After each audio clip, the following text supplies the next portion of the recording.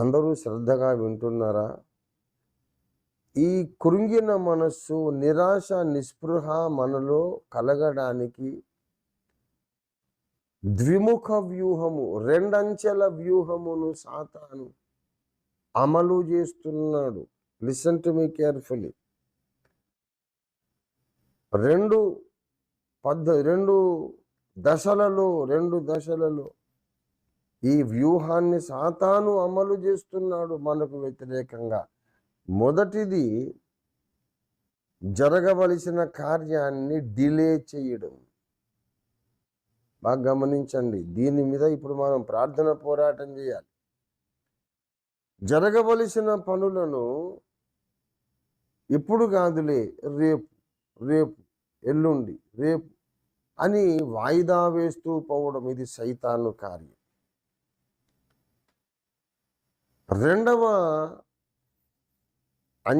రెండవ మెట్టు వాడి వ్యూహంలో ఏంటంటే, ఇదిగో లేట్ అవుతుంది కదా, దేవుడు నిన్ను వదిలేశాడు అని మనతో చెబుతాడు. వాడు ముందు పనులేమో జరగకుండా చేస్తాడు. Delay delay delay delay delay delay delay పనులన్నీ ఆటంకపరుస్తాడు.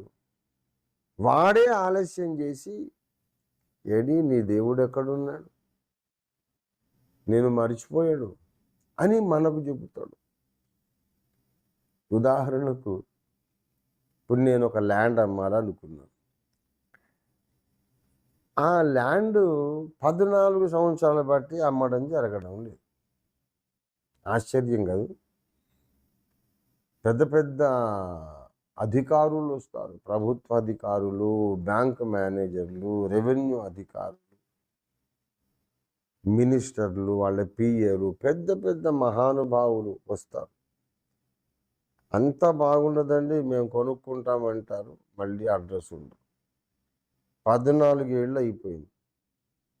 దీనికి కారణం సాతాను. అందరూ అద్భుతమైన ల్యాండ్ అంటారు, మేమే కొంటామంటారు, మళ్ళీ వెళ్ళిపోతారు. చాలా గమనించాలి, ఇది జాగ్రత్తగా గమనించాలి. సాతాను యొక్క వ్యూహము మన పనులను ఆలస్యం చేయడం. నాకెలాగ ఆలస్యం అవుతుంది?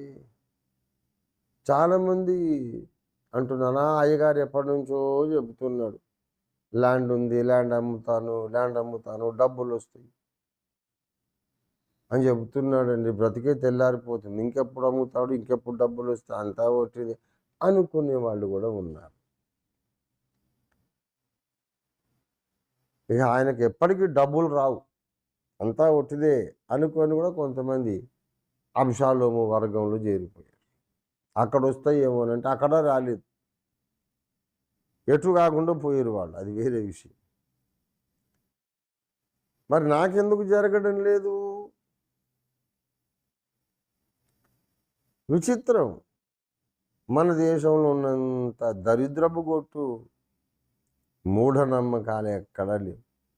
అంతా మంచిగా టర్మ్స్ అన్నీ కుదిరినాయండి, మనం అగ్రిమెంట్ రాసుకున్నాము అనే టైంలో, ఇవాళ మంగళవారం కదండి, ఇవాళ ఇట్లాంటి అమ్మకాలు అవి చేయొద్దు, మాకు సెంటిమెంట్ అండి, మంగళవారం చేయొద్దు. సరే మంగళవారం సరే ఆగుదాం, మరి బుధవారం చేద్దామా, గురువారం చేద్దామా అంటే, గురువారం అమావాస్య ఉందండి, చేయొద్దంట. ఆ అమావాస్య అయిన తర్వాత ఈ మీడియేటర్స్లో ఎవరిదో ఒకరికి నాయనమ్మ చచ్చిపోతుంది. ఆ దశదిన కర్మ అయ్యేదాకా నేను రానంటాడు వాడు. కాబట్టి ఆ ఓనర్ను అందరినీ ఆపేస్తాడు. అయ్య బాబోయ్, పెద్దావిడ ఎవరో చనిపోయిందట, మనం ఇలాంటప్పుడు చేయొద్దండి, మహిళ ఇలాంటప్పుడు చేస్తే ఆ క్షణంతా మనకు చుట్టుకుంటుంది అని అదొక సెంటిమెంట్. ఇంకేముంది, ఆ దశదిన కర్మ అయ్యేసరికి మళ్ళీ అమావాస్య వస్తుంది. అందరం కూడుకుందాం అనే లోపల మళ్ళీ మంగళవారం వస్తుంది. ఈ మంగళవారాలు, అమావాస్యలు, ఏదేదో దుర్దినాలు, అశుభ దినాలు, ఎవరో ఒకరు ముసలోళ్ళు అందరికీ ఎవరో ఒకరు ఉంటారు కదా! ఈ మీడియేటర్లు, కొనేవాడు, మధ్యలో ఉన్నోళ్ళు. అందరికి ఎవరో నాన్నమ్మలు, అమ్మమ్మలు, బామ్మగారులు ఉండరా? ఎవరో ఒకరు గుట్టుకుమంటూ ఉంటారు. మళ్ళీ అమావాస్య. ఇట్లా 14 సంవత్సరాలయిపోయింది. 14 సంవత్సరాలయిపోయింది. శకునం బాగా లేదని, అశుభం జరిగిందని, ఒక మరణం జరిగిందని, ఇలాగా సాతాను మన కార్యాలను డిలే చేస్తూ ఉంటాడు. Delay tactics.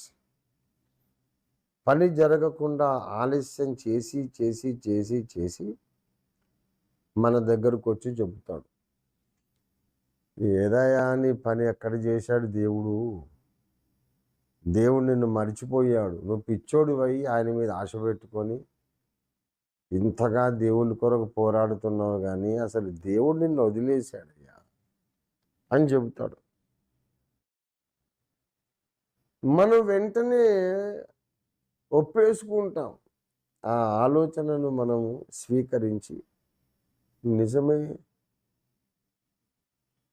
నాకు అన్యాయం అయిపోయింది, చాలా అన్యాయం జరిగింది నాకు, నేను వృధాగా నా బలమునంతా ఖర్చు పెట్టేశాను, నాకు అన్యాయం జరిగిపోయిందనే డిప్రెషన్లో మనం మునిగిపోతాం.